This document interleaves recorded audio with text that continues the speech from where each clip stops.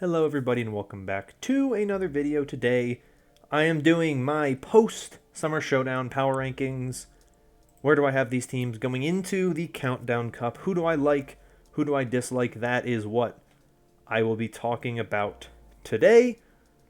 Of course, this is my video. These are my opinions, so I may have some things that you disagree with. I may have some things you agree with. Whatever.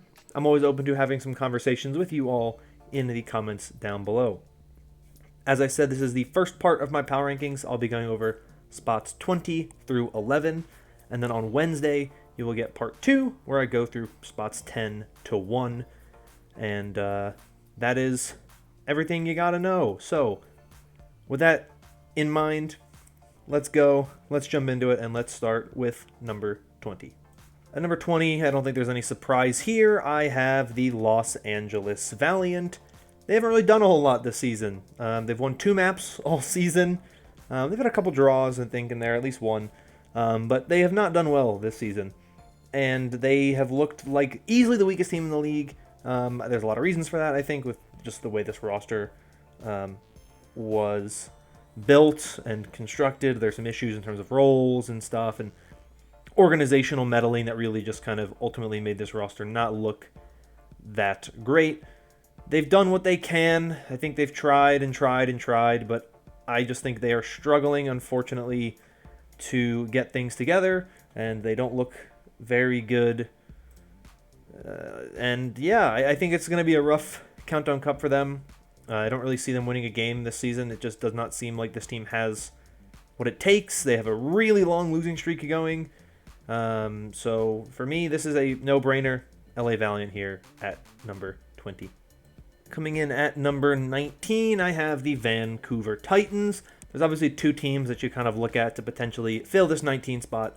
But I have the Vancouver Titans here below the other winless team in the Western region, who we will get to soon. But the Vancouver Titans have had some ups and some downs, but I think the biggest issue with this roster has been the transition going from Shredlock to Chongsik. I'm not a huge fan of what this team has done so far this season since that change. I think they've gotten better over time, but they're a team that to me have not really looked very close to getting a win at all recently. They had some good moments, I think, back in the May Melee, but ever since they've just looked pretty weak, and I think that they have really struggled to get things together. They are a team that I think has some good players on it. I really like the way Fried Wiener's played this season. I think Teru has played well. But especially recently, I think some of the coaching decisions they've made, they've been playing Teru less. They were playing like Linkser on May. And it's just weird decisions this team seems to be making at times. I don't really know what's going into it. And so for me, I look at this Titans roster. I see issues with this team. I see some not so great decision making. And I think that they are, in my opinion, the worst team in the Western region and 19th overall in the power rankings. Coming in at number 18, I have the London Spitfire. Much like the Vancouver Titans, they are also a winless team in the Western region. However, they have done things, in my opinion, a little bit better. They've had more success than the Vancouver Titans have, especially recently. Obviously, they had the 5-map series against the San Francisco Shock. It did go the way of the Shock, but I thought the Spitfire looked a lot better in that series than the Titans have at all recently. And I think that has kind of shown recently in the way that the Spitfire have played. I think the addition of Sparker to this roster has really kind of rejuvenated this roster. They look a lot better, in my opinion. They look to be stronger. They look to be a more well-rounded team. And when you consider the fact that their map differential is higher than the Titans so far this season, not much higher, but definitely higher, it is something to note. And I think that this team has really done a lot to put themselves in a position to build something successful going forward from this.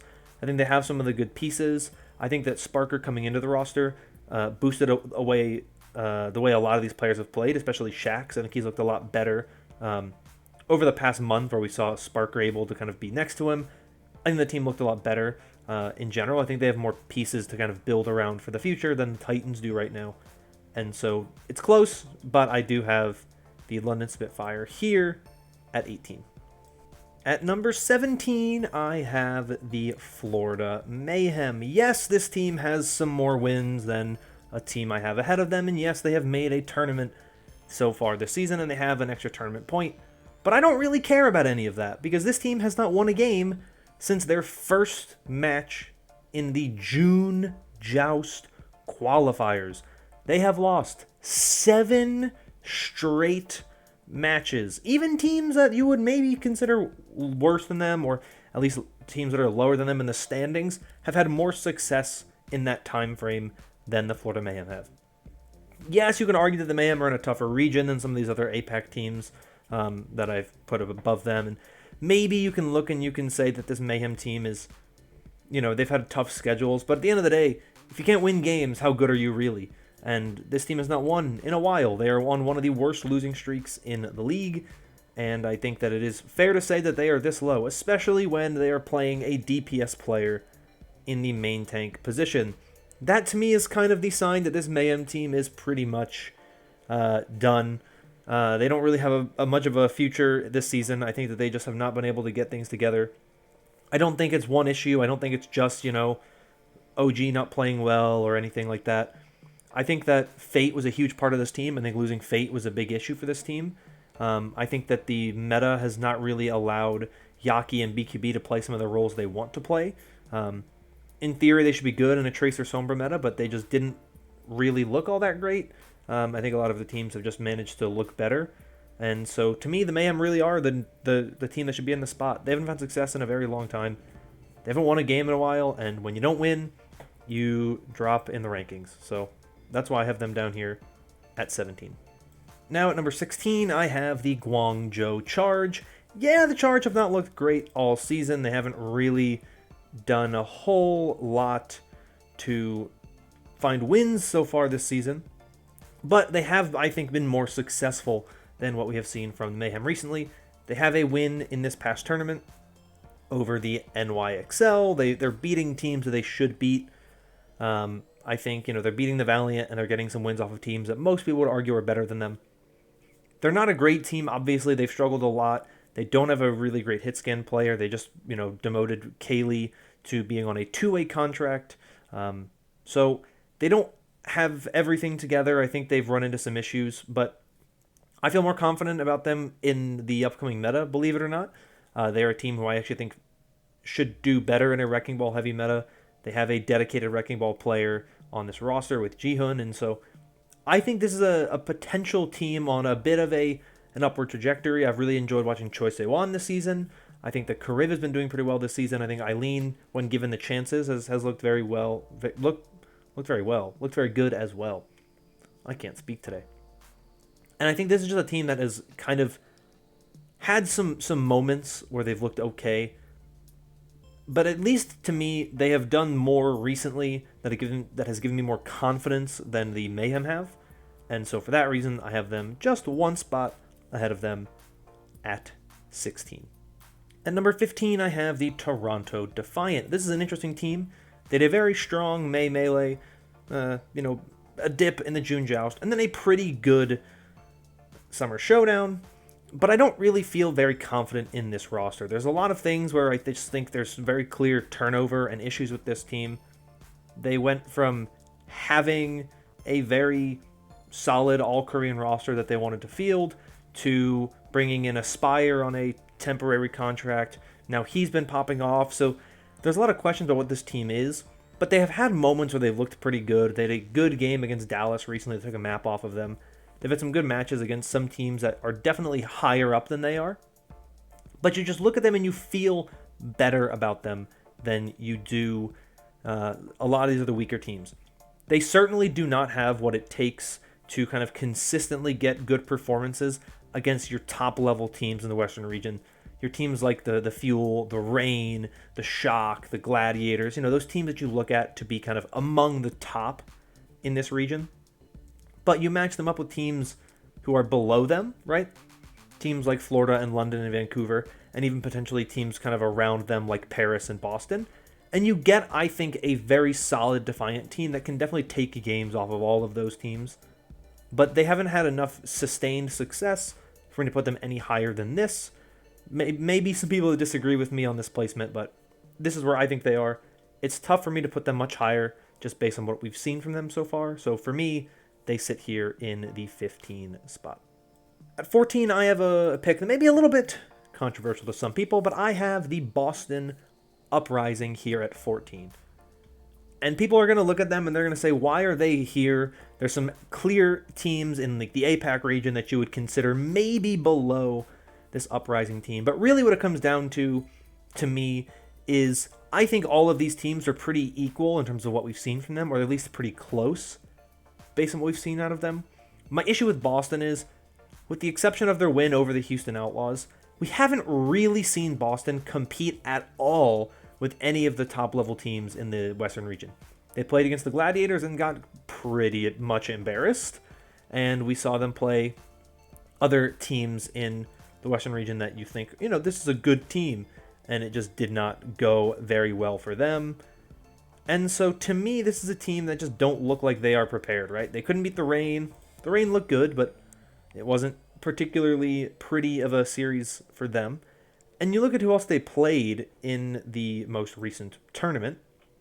They didn't really beat anybody that was that good, with the exception of the Outlaws, in what I think was a trap game. They beat the Titans. They beat the Mayhem. They have a good win under their belt against a kind of declining and struggling Outlaws team. It's tough to say for sure where this team kind of is and how much success they'll find long term. But just based on how difficult their region is, I find it hard to say that they really have a good shot at kind of jumping up and competing and beating any of these teams really above them in the Western region. So for me, I have to put them down here in the 14 spot. At 13, I have the Philadelphia Fusion. How the mighty have fallen. This Fusion team is really just struggling every single stage. They are declining. They started 4-0, then we're 2-2, then we're 1-3. They have not looked very good so far recently, and I think that was something that people had expected to happen, because when you look at this team, they do have some issues in terms of how much time they've had to deal with not having their full roster in place, how many players have kind of been waiting to return, dealing with these visa issues. It's been a tough go for the Fusion this season.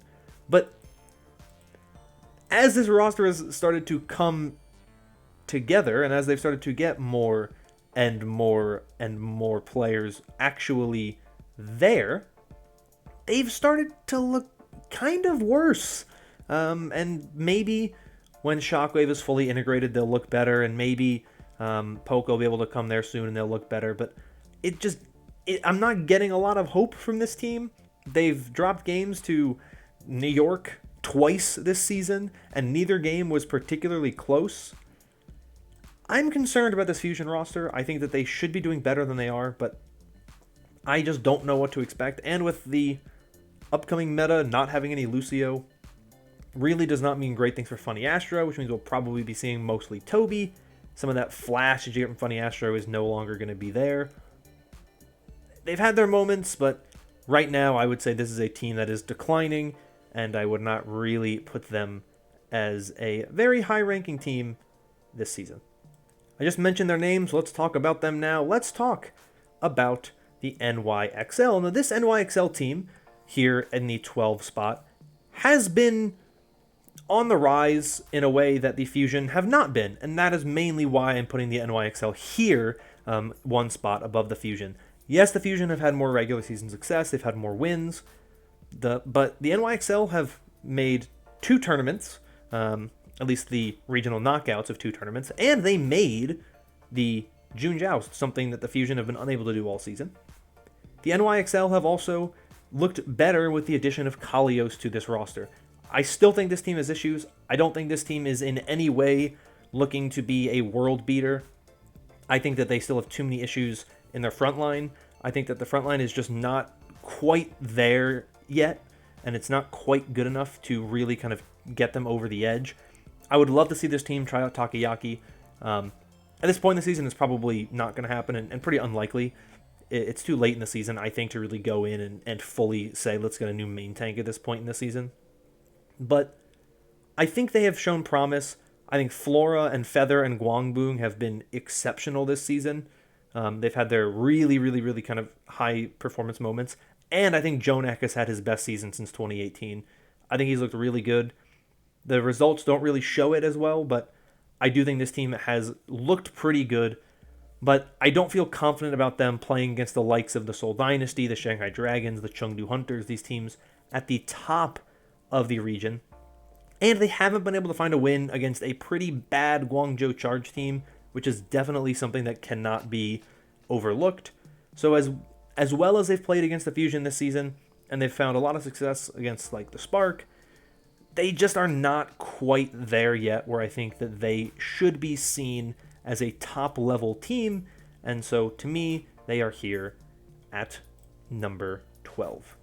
Final spot for this first part at number 11, I have the Hangzhou Spark. A big thing going on, I think, with the APAC region and the Western region, that the reason why I feel more confident with these teams in the APAC or the Eastern region than I do, say, teams like Boston or Toronto is just that there's a bigger opening, I think, in the Eastern region for that kind of fourth best team, right? That team who is going to have to compete. And even that third best team, you know? You look at Shanghai and Seoul, they've kind of been the top two all season. Chengdu is kind of on the rise right now with the way the meta is shaping up. I think it's much easier for a team like Hangzhou or New York or Philadelphia to pass a team like Boston or Toronto or to make the postseason than one of those teams. And of all three of these teams that I have from the APAC region in this middle area, I would feel the most confident about the Hangzhou Spark. They have been the team that I think have struggled in terms of their consistency. They have not been the most consistent, and they've had a lot of coaching changes, and they've had some players depart the team. Obviously, Godsby and Takoyaki being the two that we know of, at least for now. Who knows if there's, could be more in the future. But the Spark have things that I think are that work in their favor. I think they look better in the tank line than New York and the Fusion do. I think in general their support line has looked very good. I think that Mika and Coldest would be great players to field just to see kind of how they play. But really, to me, the star of the Spark team this season has been Shy, and Shy has been incredible all season. He's been good on the Ashe, he's been good on the McCree, he's been good on the Echo, he's been good on the Widow. And so this is a team that I think actually has looked very strong, but they have just struggled to beat some of the teams at the top. They have a win over Shanghai. They've looked arguably like the best team against Shanghai this season. It's really between them and Chengdu. And so I think the Spark have a chance. I think they are the most likely of these three Eastern region teams to kind of jump the standings and potentially kind of make a playoff run. They have not made a tournament yet. Obviously, they were the number one seed in the June Joust before getting knocked out by the NYXL. And so there are definitely issues with the Spark team, but I feel way better about their flexibility and their overall performances that I think they are here in the 11 spot. That is it for part 1 of my post-Summer Showdown Power Rankings. Part 2 will be out on Wednesday, where I will go over the top 10 teams in the league. But for now, I'm going to leave it off with just this first part. So let me know your thoughts in the comments down below. If you agree, disagree, whatever. Love to hear from you. Have some conversations about the rankings. And stay tuned, of course, for part 2 on Wednesday. But that is all from me for today. Thank you all so much for watching. I hope you're all staying safe and staying healthy. And bye-bye.